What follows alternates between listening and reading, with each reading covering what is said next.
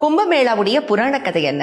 துர்வாச முனிவருடைய சாபத்தால தேவர்கள் சகல செல்வங்களையும் இழந்துடுறாங்க.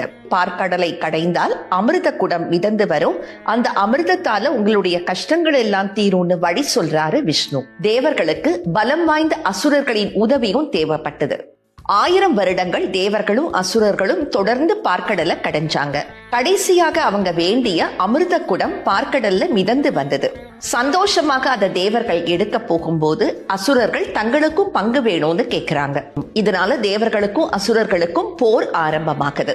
அமிர்த குடத்தை பாதுகாக்கிறதுக்காக தேவகுமாரர்கள் 4 பேர் அதை தூக்கிக்கிட்டு அண்டம் எங்கும் சுற்றி திரியறாங்க.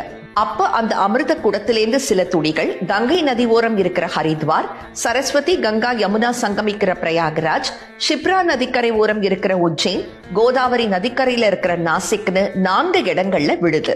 தேவாமிர்தம் விழுந்த காரணத்தால இந்த நதிகளும் ஊர்களும் பெரும் புனிதம் அடைந்தன. இதனாலதான் இந்த இடங்கள்ல 12 ஆண்டுகளுக்கு ஒரு முறை கும்பமேளா நடத்தப்படுது. கும்பமேளாவின் போது இந்த புனித நதிகள்ல நீராடினா முக்தி கிடைக்கும்ங்கிறது பல கோடி மக்களின் தொன்மையான நம்பிக்கை.